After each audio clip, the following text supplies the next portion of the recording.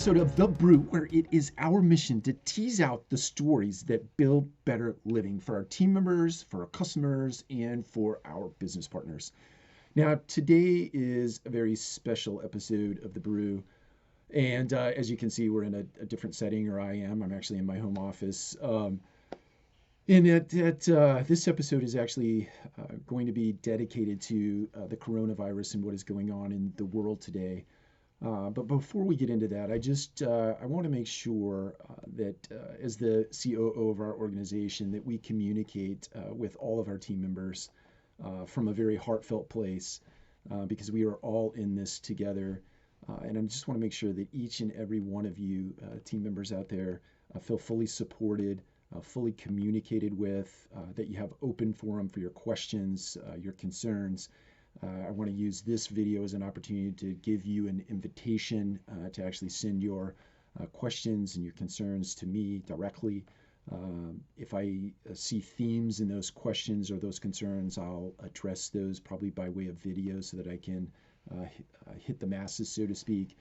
And or if those are more specific in nature, then I'll address those things directly with you. But this is my invitation to you to ask any question that you see fit.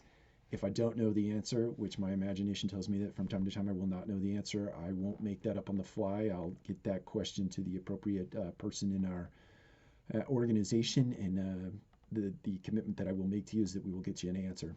So if I don't know the answer, I'll find it and we'll get it to you in a rapid fashion. So first and foremost, I want to make sure that each one of you out there feel cared for, that you feel respected, and you feel loved. I'll use that word because we're all in this together. We're a community and we're a family. And I know that Norman has built this organization on that premise. So this is just an extension of, I believe in my heart of hearts, what he would want to communicate to each and every one of our team members. I'll be looking up to the right, or from your perspective, it might be looking up to the left, kind of a scripted thing that I'm going to go through today. I'm not going to read the whole thing to you. That's just not my nature. That'll get long and boring for you and me both, so I won't do that. But main thing I wanted to get across today is definition of coronavirus. I'll put a little asterisk by that. I'm not a doctor. I don't play one on the internet. So what I'm about to read to you is just definitions that we've received from the CDC or WHO or some other governmental health organization, but thought it important to communicate again with you directly. So what is COVID-19 or the coronavirus? Short version is it's an upper respiratory disease that can then migrate down into the lungs in the way of pneumonia or respiratory tract infections. So that's what it is in short. Incubation period is somewhere between 1 to 14 days, but could be longer in rare cases. Symptoms include high fever, difficulties breathing, or a dry cough, and it is spread through person-to-person transmissions, such as handshakes or droplets. When you're speaking, sometimes that spittle comes out of your mouth, or when you cough, sneeze, or talk. And sometimes it's transmitted through, not sometimes, but it is transmitted through also touching surfaces that have been contaminated with the virus. So how do we prevent the spread? These are all things, again, that you've probably heard in the media, whatever news source that you use to get information. You've probably heard all of these things, but again, we thought it was important to reinforce those messages through this communication. How do we prevent good hand hygiene? The best thing I've heard thus far is every time you go to wash your hands, which should be number in the 10 to 20 times a day or more. Sing happy birthday to yourself and wash your hands twice. So 2 happy birthday songs, which should make you feel good inside. But wash your hands twice, 20 seconds or better in length. Make sure you're covering your open wounds with waterproof dressings, and make sure bodily fluids that you're handling those properly, because those bodily fluids can actually transmit the disease. And respiratory hygiene, not just making sure that you're using the proper cough or sneeze technique, coughing into your elbow or sneezing into your elbow. Make sure you're using those proper hygienes. What is RadCOEs Plan to prevent the spread? we want to make sure first and foremost that we have open communication through this organization. I know as of late we've implemented daily huddles. I know that many of the site team members have actually been doing daily huddles for the better part of a year or more. But daily huddles go all the way up to myself. So every single Tuesday through Friday, rather, have a daily huddle with our council, which is Laura, Regina, Bob. Janet's been included in those daily huddles from the HR perspective. So every single, I guess, 4 days a week. The only reason we don't do it on Monday is because we have a weekly meeting that takes on a form of a daily huddle. And everybody in our organization is speaking on a daily basis. The point being communication is paramount. And the real purpose of daily huddles, and I appreciate everybody playing along with that, because it really is important in terms of bubbling up issues and concerns so that we can solve problems. If we're doing that properly, we're solving a ton of problems on a daily basis throughout the organization. So please utilize those daily huddles to push information up, and then also for the purpose of pushing information down and out through the organization. So we will communicate with you in good cadence.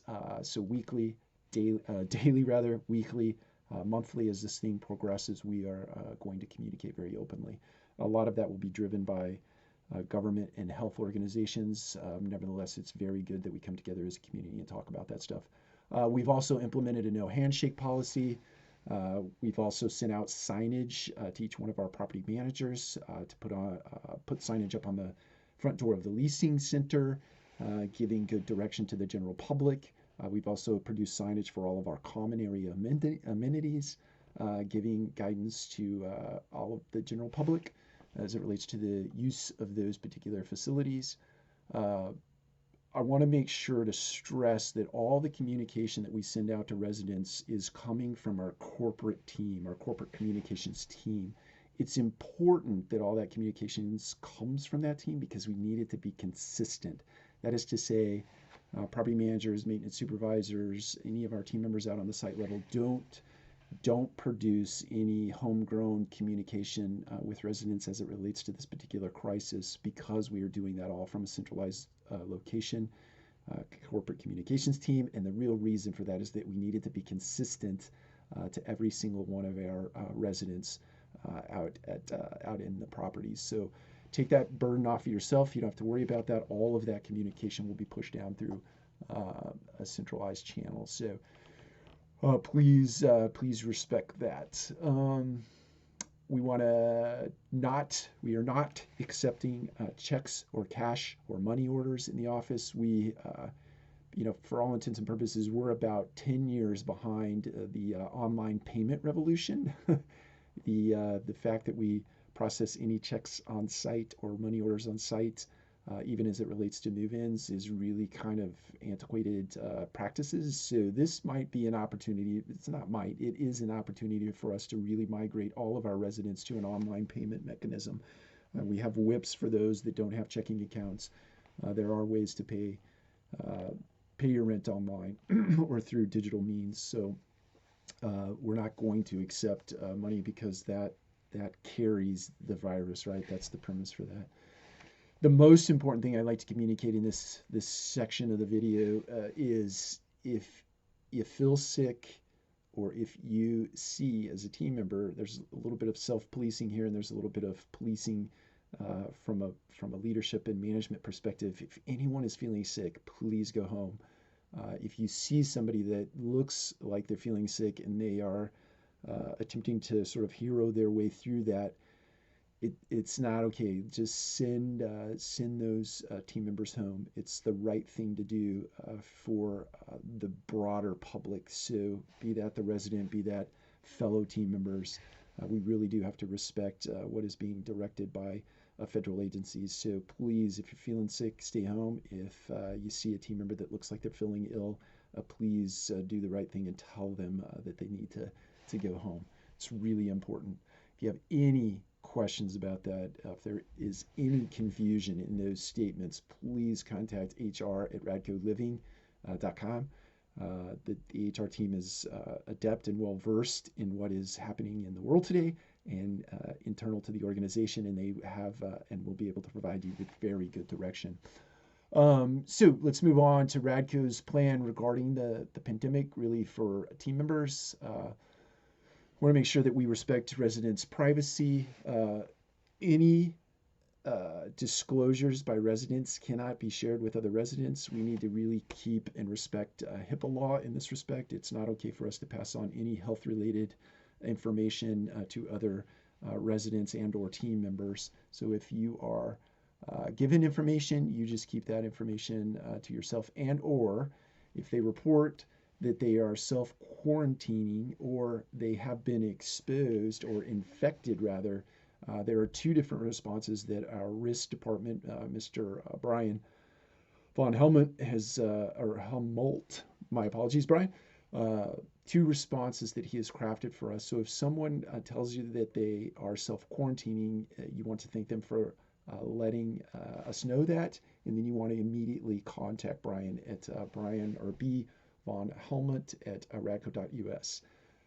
The second thing is if someone tells you that they are infected with the coronavirus, you want to thank them and you want to let them know that we are contacting the CDC on their behalf.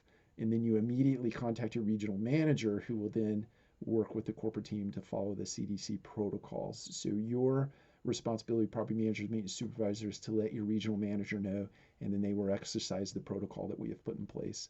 It is essential that you do not send your communication, your own communications to residents as it relates to those things. Please defer that to the channels that we have set up internally to handle those matters. Rental payments, as we had mentioned, we're not taking any rental payments, so we have provided alternate means for people to pay the rent, many of which they are familiar with and or have been using for a very long bit of time, so not much should change there. Just make sure we're communicating that to the residents by way of signage, and if they call you on the phone, we can tell them that. We're suspending all community events, so any gatherings that you had on the calendar, we want to cancel those until further notice. Our office procedures, we want to temporarily suspend all the candy bars and all the individually wrapped things that we typically hand out on a tour or during a tour or any other time. All that stuff is suspended. Please don't pass that stuff out or allow people to take it. I just box it up and put it away or put it in its appropriate place. Make sure your office has an adequate supply of hand sanitizer, soap, disposal towels, cleaning wipes, etc. Now I know I've been to the grocery store several times. I've tried to order things online, and it's nearly impossible to get toilet paper, which is interesting and mind-boggling to me. Sorry, editorializing. That's probably not appropriate, but I don't understand that. But make sure, to the extent that you can, you keep those things stocked in your offices. Make sure that we have appropriate cleaning schedules for your common areas. So be that door handles, elevator buttons, phones, computer equipment, things that people touch on a regular and frequent basis. I heard a grocery store CEO suggest that they're wiping down things about every 2 hours. So cash registers, conveyor belts, that whole area where you walk through to check your groceries out, that all that stuff is being wiped down every 2 hours. I don't know what the exact right protocol is for that thing or that type of those types of high touch areas, but 2 hours seems appropriate. So make sure that we're doing that. We're keeping that cleaning routine up.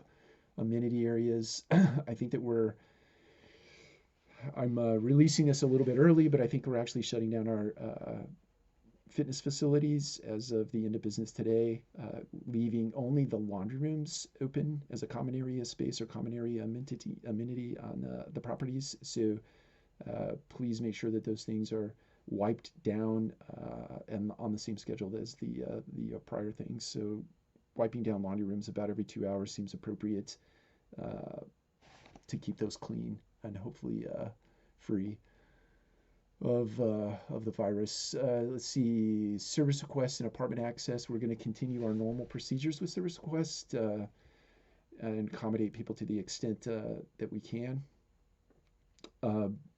We're suspending all routine inspections and maintenance stuff that we have going on the property. So any service requests that come through, we want to handle those appropriately as it relates to this virus.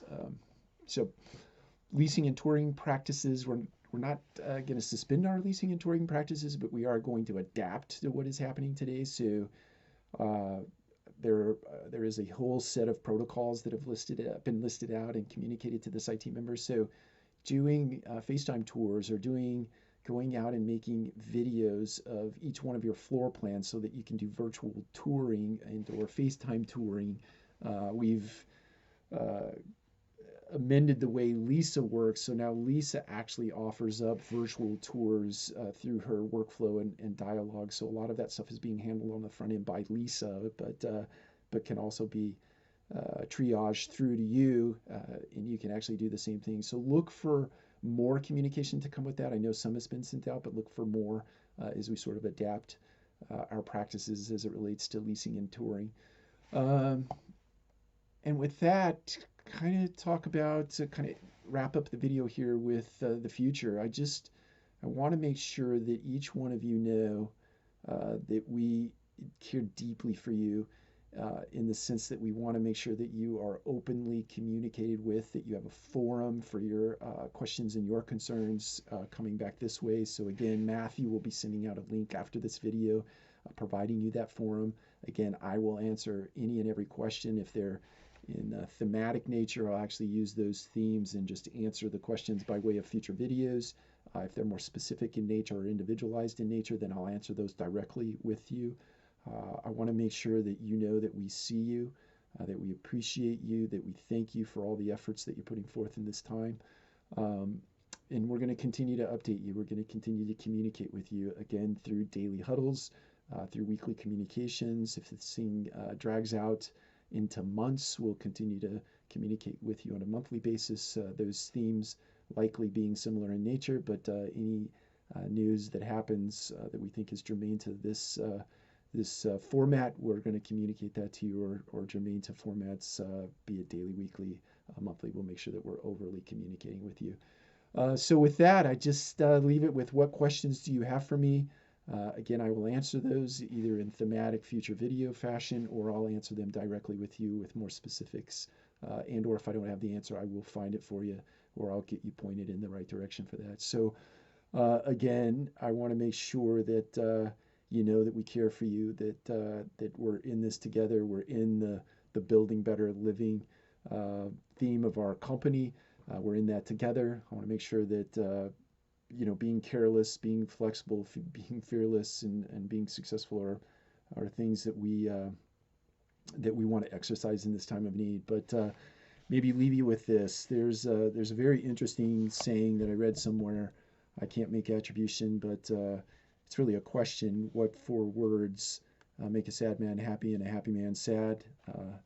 Those four words are, "This too shall pass." And I believe that in my heart of hearts. This is a time that has brought our country together. I think in the era of a lot of political divide in the world, I think something like this has actually provided us an opportunity to come together as a community. If you ignore the noise, there's a lot of noise out there. But if you ignore the noise, this is an opportunity for us to come together as a community, as a country, and tackle something that even in its microscopic nature can't bring us down as humans, just provided that we respond in the right way. So it's emotionally loaded, but it's what we do with those emotionally loaded moments that matter most. So let's make good choices, come together, and love, care, and respect each other. And we'll look forward to seeing you again in future videos and or through direct communication. Take care. We'll talk to you again soon.